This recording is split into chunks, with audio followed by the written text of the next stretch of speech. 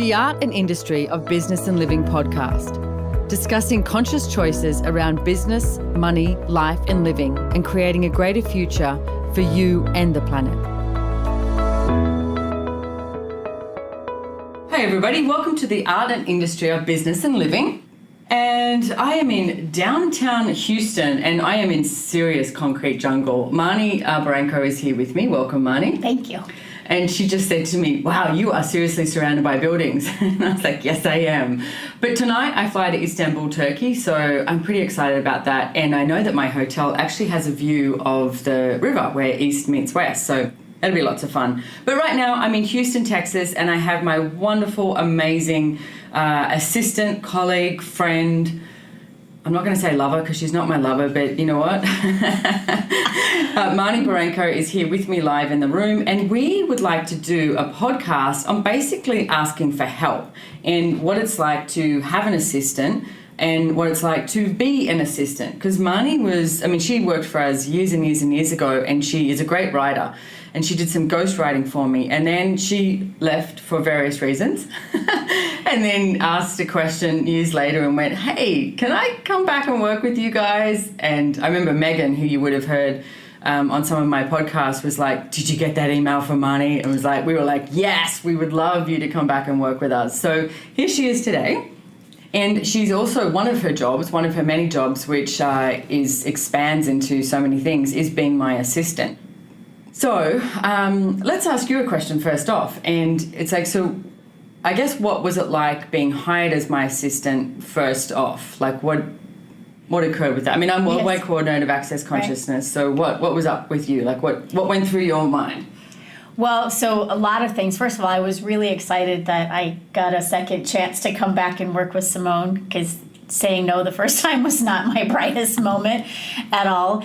And there was a variety of things. Of what I had done before was corporate America, and I had people working for me. And so there was this thing of, this so matches what I'm asking for in my life, and I've not really been someone's assistant before. It's been sort of like the flip of it. So there was this, how does one do that? And I really didn't know. It was just literally, yes, this is what I've been asking for in my life, in terms of it matched the energy of what I was asking for, so let's just go for it.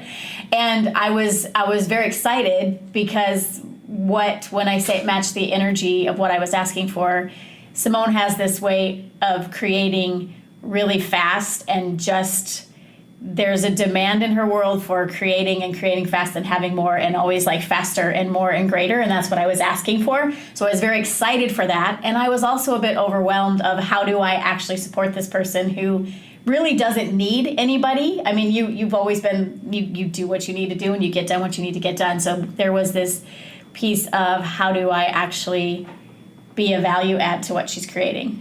And do you know what's interesting as you're talking? Because, of course, we haven't actually sat down and spoken about this. We just created it, yes. Is the way you're talking too, I can so see that it was done from question, not from conclusion, which I think is one of the first tools, that if you are going to be someone's assistant or you're hiring an assistant, you can't go to conclusion of what that's going to be like. And just to back up a little bit, many, many years ago, Gary Douglas, the founder of Access Consciousness, said to me, you know what, you need an assistant. And I was like, oh, no, I can just do it on my own. So how many of you out there think just doing it on your own is going to be quicker and better? And it's like, that is one of the biggest limitations I've ever heard come out of someone's mouth, that they can just do it on their own. It's going to be quicker and better. So everything that is, and everywhere that you've decided that no one can do the business or do what you do as good as you, where you destroy and uncreate it, right and wrong, good and bad, POC and POD, all nine shorts, boys and beyonds. What if you could actually find people who could be a contribution and could do things better than you, and not based on judgment, based on, someone who loves to do the filing or the accounting, or loves to make phone calls, or loves to look at emails, etc., or they have better organizational skills. Like, it really should be, we talk about relationship, and if you're going to be in a relationship with somebody, it should be you creating at least 20 times more than what you would alone. That's the same thing with an assistant. If you're going to have an assistant, you should be creating at least 20 times more than what you are alone. But it wasn't easy for me. So that's why we're here doing this podcast. Because first off, I was like, how the hell do I hire someone? Like, it's just easier if I go and do stuff. So one of the things that I started with, and I would love you all to do this if you're looking at hiring an assistant, is throughout your day, start with, could somebody else do this? So every single thing that you're doing, ask, could somebody else do this? And I literally at home, I worked from home, so I had, I'd go to the post office, which was, 10, 15-minute drive, pick up the post, come back, open the mail, sort the mail, pay accounts, file stuff, do all of that. And I went, oh, someone could go pick up the mail. So that's like 30 minutes. Okay, and then I went, oh, you know what? They could actually even open the mail and sort it into piles for me. Okay, so that's probably like another 5-10 minutes. You know what? They could even pay the accounts and they could even file this. Of course, I was being a control freak. I must look at it before you file it. Or I must look at it before you pay it, etc. But hey, you know what? Baby steps.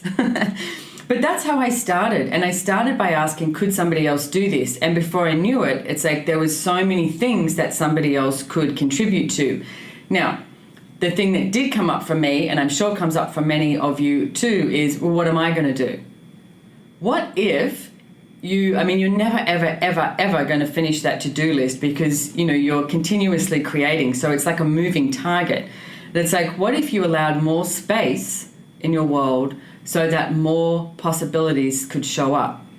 So everywhere that you're trying to be filling the space with conclusions and the to-do list rather than allowing the space of possibilities to show up, where you destroy and uncreate it, times a godzillion, right and wrong, good and bad, POC and POD, all nine shorts, boys and beyonds. And again, if you want to find out more about the clearing statement, go to theclearingstatement.com, and the wonderful, amazing Dr. Dane here will take you through a whole video and tell you about it.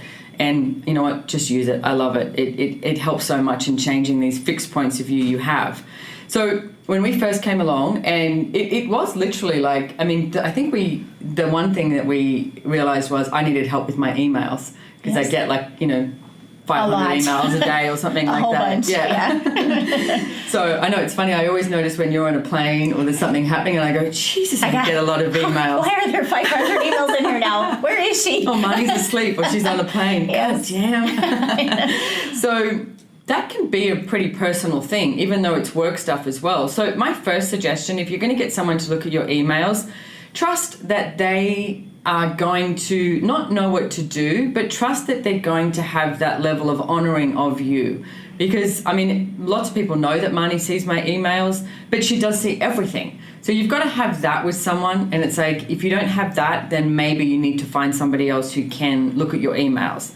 So first off, what was that like for you, and let's talk about how we created that to work with ease. Well, the first thing, I was really grateful that you were just really straight up with me of, this is like something that's not necessarily easy for me to let go of. I've done this, whatever. So you were straight up with that.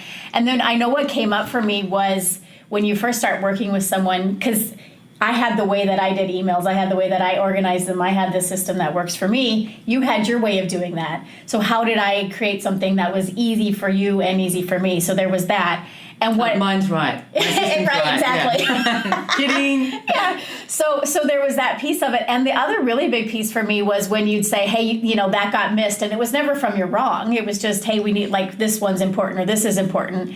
And there was a level of educating with that too, of, hey, Marnie, these don't actually matter as much. This matters.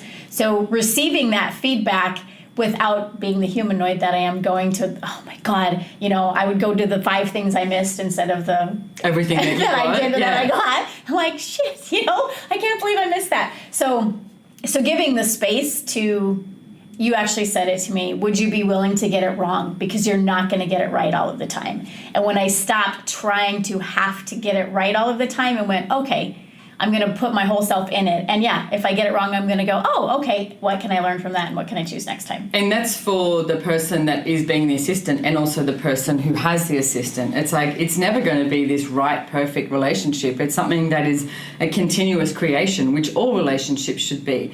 And I just give one hint with that too. And Marnie, she's female, but she must have balls of steel as well working with me, because I am really pragmatic, really direct, very fast, and I'm like boom, boom, boom, boom, boom, boom. And I have that same trait as Gary Douglas, as when I desire something to be done, I'm like, I'm confused. How come this is not done? Like yesterday? So but I also don't demand anything of anyone else that I wouldn't demand of myself. but it's also acknowledging that I look at that energy of how I be and I don't judge it. I'm not looking to change it. I'm like, come on, let's go. Can you keep up? Let's run. And there's areas that Marnie runs ahead of me and then I run ahead of her. And it's like, that's the way it can work for both of us. And one of the things I would like to say with the emails, because there's so much communication, back and forth with the emails and different things, it's a continuous level of education. And what I realized is I had to educate Marnie in the sense of what is my priority this week? What is my priority this month? So it's gotten down to the place I'm like anything to do with the companies, because we have 3 companies, one in Australia, one in Ireland, and one in America. Anything to do with the companies, the lawyers, the accountants, anything like that, I must know about straight away. So that's sort of a priority that is always in existence. And then there might be something like, at the moment we're in January, I'm about to head to Europe. So anything to do with the Europe tour, it's like is a priority, and it changes. And then even, when my son is going back to school, anything that comes from a school is a priority. So just because it's a priority today doesn't mean it's a priority in 3 days' time or next week. So what we used to do is sort of go, okay, can you look out for this, this, and this? And I'll still ping Marnie and say, hey, is there anything that's come from here, that I need to look at? So, and it doesn't also mean that I don't look at my emails. It's like when it takes the pressure off that I have to look at them now. It's like then I can, I'm about to jump on a plane, to Istanbul, Turkey. So it's like I have some time, or I might watch Bohemian Rhapsody again because I love that movie. But I can have some time if I choose to look at some emails or look at some stuff that's, a necessity. So that's one of the things that we've, Yes. looked at with the emails. Did you have anything else you wanted to add? Well, just to add that, I would say in the beginning, because we're in 2 different time zones. She's in Australia. Well, she travels more than I do, but when she's home, she's in Australia. I'm in the U.S. And so there were just a few hours each day that we were awake at the same time. And so when we were first getting in the groove, we would go for a long time, sometimes without talking. That was me more being distant than anything, like doing that whole comfortable distance thing. But when we really made it this, not even daily, but really at least every couple days, even if it's 5 or 10 minutes, to have that just like touch point where this, and that doesn't have to take long at all, but it keeps that sort of communion and creation going all the time. With what's going on, yes, yeah. And one of the things too that we created, and all the things that we created, it doesn't mean that you have to create it like this. It's just, it's a constant state of creation for us, and these might be some handy hints that you can take some of it or none of it or all of it. And one of the things that Marnie created was a Google Doc. It's just called Daily Updates, with myself and Marnie. So she will write things on that she knows we either have to make, in the schedule, put appointments for, or meetings, or different calls, etc. She'll also write questions on there that we need to talk about. So if Marnie's asleep and I'm up, I can also look at that and see what she is saying is a priority, and I can add to it as well. And then even, I have a lot of conversations with Gary and Dane, and I put them, here's another tool, I record them on my phone, and then I'll just WhatsApp them to Marnie so that she can take out the pieces. There's usually about classes or something that we're creating in the future with Access, and she'll take that out and put it on a Google Doc. And only just recently did we go, hang on, we should have this all connected to the one doc, because the one thing I was doing, I'm going, Marnie, I can't find that information. Where did you put it? What did you call it? So now, that's months later, and we just created a slightly different system that has more ease to it. So it's and then I have that, it's easy to access. I don't have to wait for Marnie's awake, and it's I can find it whenever I desire. And it is interesting because we do, mainly are in different time zones. So you're not depending on that person 9 to 5, Monday to Friday. It's no, it's 12 o'clock at night and I need this. Where is it? So creating those systems and taking the time to create those systems that's going to have what I would call more ease, joy, and glory, which is the mantra of Access Consciousness. All of life comes to me with ease, joy, and glory. And that's what you want to have when you're working with someone. So we actually had some questions coming from some people who are currently looking for or have assistance and are going through that rocky road of what the F? How do I deal with this? So here's some questions I love this. When they make mistakes, how do you correct them without making them wrong? I don't know where these questions came from. I think that's a funny one, because it's what if the person was never wrong? And you've got to be in a constant state of empowering. It's if you're empowering the other person, like when I said to Marnie, it's like, it wasn't like, what if you're willing to be wrong? Like, claim or acknowledge that you're wrong. It's like, what if you're willing to make a mistake or fuck up? You've got to be willing for someone else to fuck up, because if they do and they're aware of it, then they will have that awareness forever. And that actually occurred once years ago with Gary in Access. And I don't even remember the choice now, but I made a choice, and later on I realized it probably wasn't the smartest choice for the company. And I said to him, you were aware that I was making that choice and you didn't stop me. And he went, no. And I said, why not? And he said, because if I did, he said, then you would have been doing what I told you to do. And he said, but now you have that awareness for you, and that's yours forever. No one can take that away from you. So you've got to be willing for things to go pear-shaped. And it's like things to be forgotten, things to screw up. Because in truth, did it really screw up? Or what's right about it you're not getting is a great question that I always ask. And I would say, because what Simone has done with me just consistently is you would ask me questions. So tell me how you got to that, or what was your process for that, or what was that choice about, or, and then I would look at it and go, oh, I did that because I was coming from this, and then you'd offer another perspective, or what if this? So it was never like it's like a telling. It was always a question, which got me to look at it, and then I could choose to do something different. Yeah. Yeah. And it's interesting because Gary has always done that with me too. He'll ring me and go, I have a question. Yeah. And there's this tone to his voice. You're though. like, You're like, yes. Yeah. And he goes, can you tell me why this was done, whatever. But he does ask a question. He doesn't. Yes. And the thing with that too is you don't want to create confrontation. You want to create choice and possibilities and greater possibilities. So, I mean, even this morning I spoke to Gary about something, within the Access business. And instead of going to the wrongness of what we had chosen, I was like, okay, so what's right about this we're not getting? And let's change it up. And I just spoke to another person about hiring them in a certain position. And I know that area is going to increase with that person, working in that field. So what if everything that occurred is a what's right about this I'm not getting? And it gives you more information to allow a different possibility to show up. I'm getting excited because it really is that place of question, choice, possibility. And the fourth one is contribution and allowing that contribution no matter how it shows up. Yes. Now, I want to also say, just because you hire someone doesn't mean you have to keep them.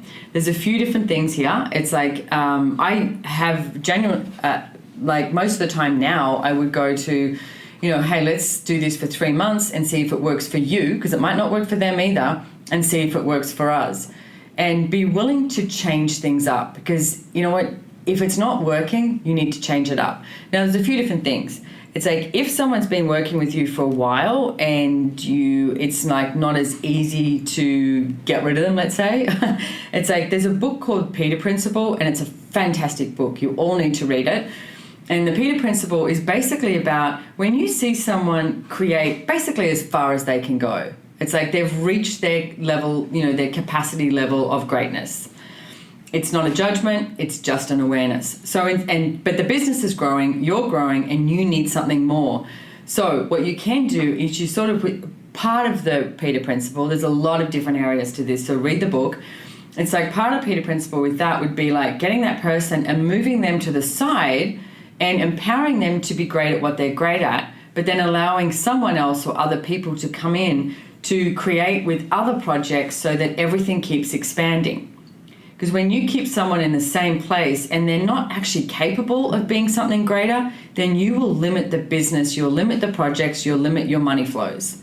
So everywhere that you've decided that everyone you hire has to be your new best friend and you have to keep it that way, where you destroy and uncreate it. Yes. Right and wrong, good and bad, pock and pot, all names, shorts, boys and beyonds.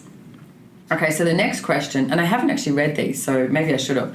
When they do things different than you would, is there a way to have more ease with allowing that? Yeah, allowance, because they are going to do things different to what you would do it. Always, every single time. No one will ever do it the same way that you would do it. So one of the tools I would use is ask a question about not being a control freak of magnitude, and you could run this process. What would happen if I was out of control, out of definition, out of limitation, out of form, structure, significance, out of linearities, and out of concentricities with being a control freak for all eternity? and everything that is times a gazillion, where you destroy and uncreate it. Right and wrong, good and bad, pock and pot, all names, shorts, boys and beyonds. And if you ask someone a question, they may actually do it, I hate to say this, better than you. And that goes for the assistant too. Ask the same question, because there's, the person you're working with, they're going to have certain things that are important to them that you go, well, that wouldn't be a thing to me, but it is to them. So running that for yourself too just creates more Yeah. And the interesting thing is too, is if you're going to do something different, it's like, ask the person a question again, because sometimes I'll be like, okay, no, let's do it like this. But then if Marnie asks me a question, you can see it's like, oh, I really actually don't have a point of view. You know what? Do it another way. But there are some times where I'm like, no, there's something I know that this should be done like this, or this person should be included, or it should be done at this time, or something like that. So the more questions you ask, you will realize, do you actually have a point of view about this? Or is it an invention that you have a point of view? Does the other person actually have a point of view, or are they willing to actually have other possibilities? So the more questions you ask, you're like, oh, okay, you know what? I actually don't have a point of view. It's like, let's just do it the way that person suggested and see what shows up. So it is so much about remaining in the question. Okay, so next question was, how do you let go of control? But I think we just did a little bit of that, and that's a choice. And a muscle. And a muscle, yes. You must keep with that. And then, because control will never get you anywhere. And it's like, so everywhere that you've decided control will get you somewhere and create something greater, like judgment, where you destroy and uncreate it. Yes. Right and wrong, good and bad, pock and pot, all names, shorts, boys and beyonds. And allowance is creation, and not many people get that. And it's like, if you're willing to be an allowance of everyone and everything, and allowance is not a doormat, so it doesn't mean that, you're an allowance of everything, an allowance of them losing money, an allowance of this. It's like, it's not a doormat, but being an allowance, you will have more spherical awareness of the possibilities that can show up. And it's empowering to other people to be an allowance of their choices. Okay, so another question. What's one way to inspire them to create and run with their own ideas? Well, I call it the green light system. It's like, go for it, run with it, do it. I've never seen someone micromanaging actually create something greater. I think you can always ask, do you need more clarity on this? So that it could be like, this is the way I see it, boom, boom, boom, you've got these steps, etc. But it's more about everything we've spoken about before. It's like allowing the person to run with it and see what shows up.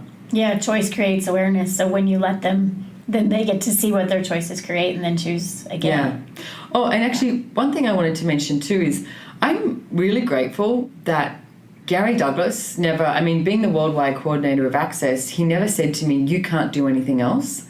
He always gave me choice. I've had other businesses, etc., and then finally went, okay, I don't want to do that, but he never said you can't do it. And the one thing I've noticed with you too, Marnie, is it's almost like, you now have an assistant. So someone was laughing going, your assistant has an assistant. And I'm like, and she needs another one and I need another one. Yes. So, True. But we've never sort of gone, oh, you can't do that because you're my assistant. You're Yes. too busy. It's like, you've got many other projects going on too. And also there was the room to choose to do something, or you would ask me to do something and it wouldn't be my thing, and that was okay too. One of the first things you tried to get me to do was Watson email creation. I was not good at it, and I knew within the first day of trying it, this is not my thing. And you needed someone to do that, and I get there was, hey, she can do this, but when you got, no, this isn't going to be her thing, it was fine. It's like, let's okay, find someone else. let's put you on something else. Yeah. So, and there's ease with that, as long as you're not concluding that it has to look a certain way. Yeah. Then it can just, show up how it wants to show up. Okay, so the next question is, how do you discover if they are a creator, connector, or mover? So that's a bigger question. I think we've done a podcast on creator, connector, mover, and it's, the connector is the one who, last night I was getting my bars run by someone and we were talking about something and she went, oh, I'm so excited. I can't wait to see who I can call tomorrow. That's a connector. Someone who actually starts to think about who they can call is a connector. Whereas I don't particularly like picking up the phone and making calls. It's not my favorite thing, and I can connect and I will do it. But not necessarily my favorite thing. The creator is the one that's going to come up with a billion ideas, and they're going to be like, you know what, we could do this, we could do this, we could do this. Now you have to be aware if they can actually institute it, Because I don't know about you, but you've probably been on one of those meetings where you've got 5 creators and everyone's going, yay, and there's so much creation. And then you hang up and I'm like, who's actually doing anything? And it's like, what action is being taken today? So one of the tools I would use too, if you have someone who's incredibly creative, don't assume that they're going to institute it and ask, okay, so what action can you take with this? And it's like, is that possible for you to take action with this? So, and be willing to move people around, because if they are a great creator, that's a great value and you need someone to institute. And the mover is someone who actually has the ability to perceive what is required today to create the future. So they're sort of like 1, 2, 3, 4, 5 steps ahead of you if you're lucky. So that's the small description of that. What have you found with your assistant now? It's a good question. So I mostly from observing what she's choosing, kind of seeing where she is. But I actually, when I read the question, I thought it would be interesting to ask her how she sees herself. Yeah, and most of the time, if you ask the person how you see yourself, the one that you think has the least value out of creator, connector, mover is the one that you're great at, because you think, oh, everyone can do that, Yes, yeah. So next question is, do you recommend you give them just one thing to do at first until they get good at it, or try them on lots of different things? I'm going to ask you that question. What would that have been like if I gave that to you?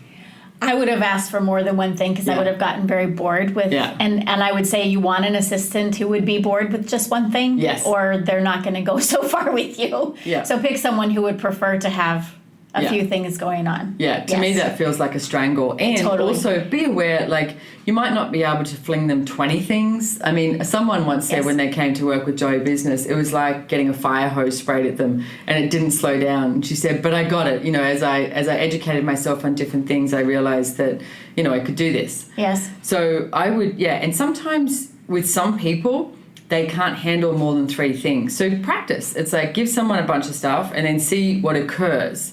And it's like I do have a few people that assist me throughout the world. Like, I have a PA at home as well, but she handles more of my home stuff.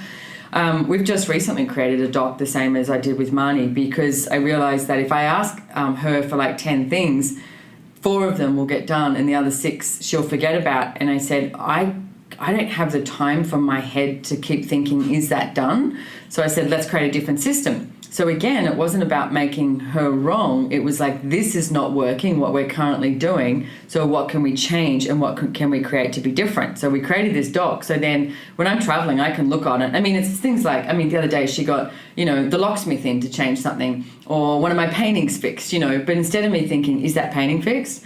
I can look at the doc and she's written in there, that she's contacted, is it done, etc. And then I can add to that and she can also add to it. So that seems to work for us. But if I just went blah, blah, blah, blah, blah, blah, she's like, Yeah, and I would just, to add to that, there's not a pat answer for anybody or any person and their assistant, because you're 2 different people with what works for you. So it's really what you started off with, always being in question, always willing to change it up, always willing to try something else, and just keep asking and keep choosing, because it will be different for everything. And it changes all the time and too. I mean, it's like, does your assistant or does the person you're working with, have kids? It's like, are they on holidays? Is there I'm really aware when, at Christmas time, and I'm like, Marnie, don't look at my emails. I'm here. It's fine. Like, go enjoy your kids. You've got like 500 kids showing up. Yeah, that was a true story. That's what it felt like. Actually, it did. Yeah. So it's like, be willing to be honoring of who you do work with as well, and ride with that. So, yes. So I hope this has helped you guys out there. It's just the beginning. It really is a constant state of creation, is what I would say, and a constant state of being in question, choosing and having the possibility show up, and the contribution. There is a huge level of receiving that you have to have if it's actually going to work as well. Yes. Yeah. Well, just to add is, when I first started being your assistant, I was very into what's the doing of an assistant and wanting to get it right.